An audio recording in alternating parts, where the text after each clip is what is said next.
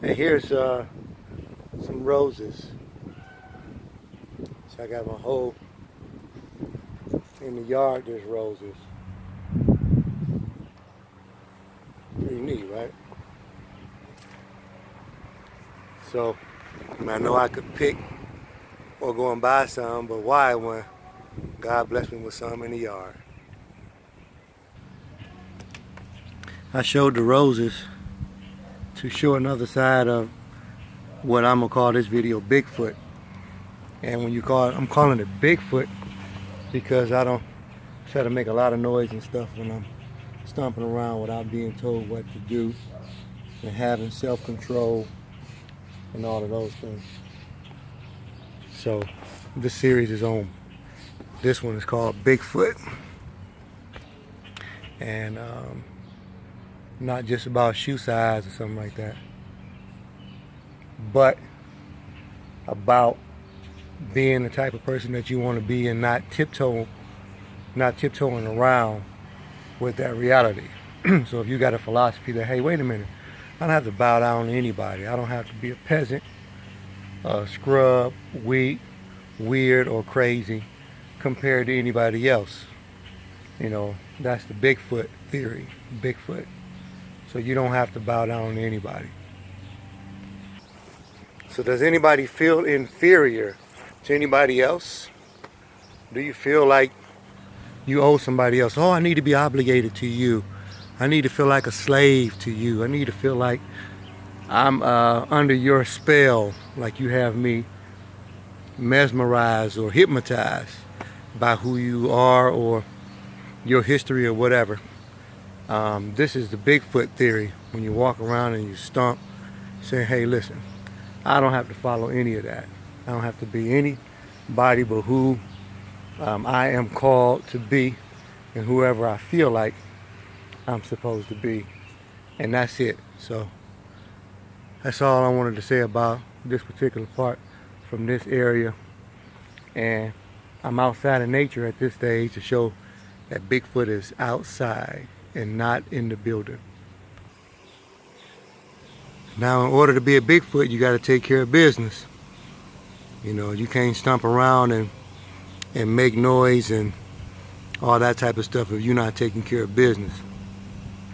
So in order to be a Bigfoot, you got to take care of business. If you have a spouse, you need to take care of your spouse. If you have children, you need to take care of your children. That's what small part of being a Bigfoot is. Now, for most people, we know Bigfoot is Sasquatch. Is that a rumor that Sasquatch is real, or do we believe that it's true? I believe it's true. Believe it's true? Yeah. Okay, so did a consensus and everybody, I guess besides me, maybe thinks Sasquatch is real. I don't know. Well, one thing is for sure, you gotta have your credit together. And we gotta check to make sure, you know, that our credit is on point to be a Bigfoot. So you can do a free credit check.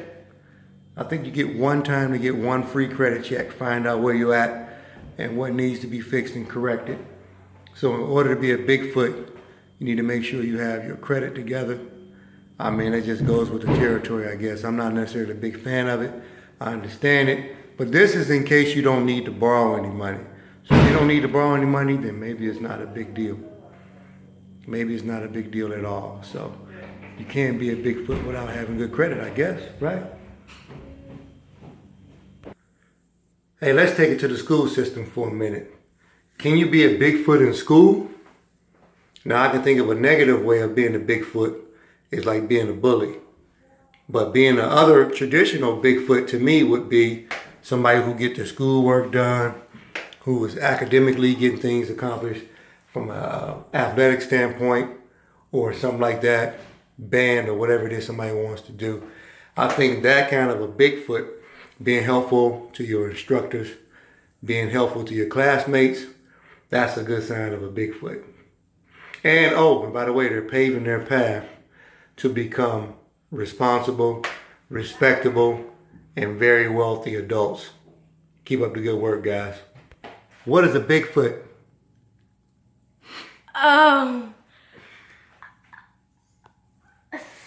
It's a We'll humanoid creature that's full of fur and hides away from humans.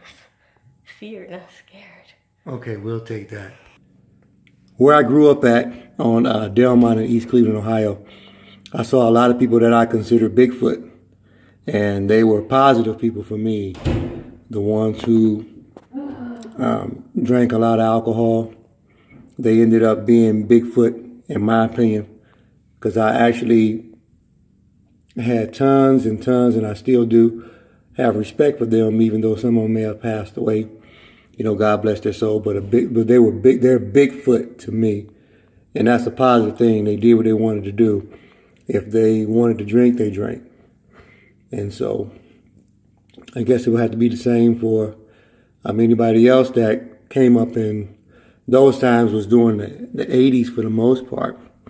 You know, I know a lot of the babies don't know anything about that, but I was very young during those times. And I witnessed, I didn't know much about, what do you call it? I don't think it was considered crack cocaine, and that's good. I cannot even remember. I'm drawing a blank on what the actual particular drug was that kind of ran the 80s.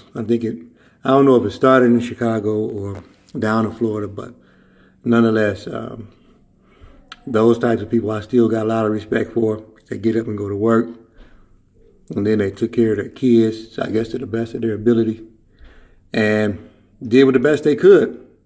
So they big feet. They're considered Bigfoot as far as I'm concerned. In your face, Bigfoot. You know, on the streets, if you are like a baller, that's, in my opinion, is considered a Bigfoot. Somebody who is on the streets, is taking care of business. Bigfoot, you might see a dude or whatever who has a really nice vehicle, driving that bad boy. Shoot, shoot, come through dripping, shoot, shoot. Hey, shout out to Migos. I just recently got hipped on to Migos, except one of my students, Mike, shout out to Michael. He told me about the Migos about 3 years ago, and I was not hip. And almost like today was my first time really like, dang, I feel the Migos. So check out the Migos. I'm also still a big Bone Thugs and Harmony fan, so I just cheer for the culture. But both of them are Bigfoot. They're Bigfoot as far as I'm concerned. And they're doing what they need to do to take care of themselves and their livelihood. So this concludes my little piece on Bigfoot. So be a Bigfoot, don't be a small foot. Do things large and never be held back. Make sure you keep yourself in a position that you can be successful for you and your family.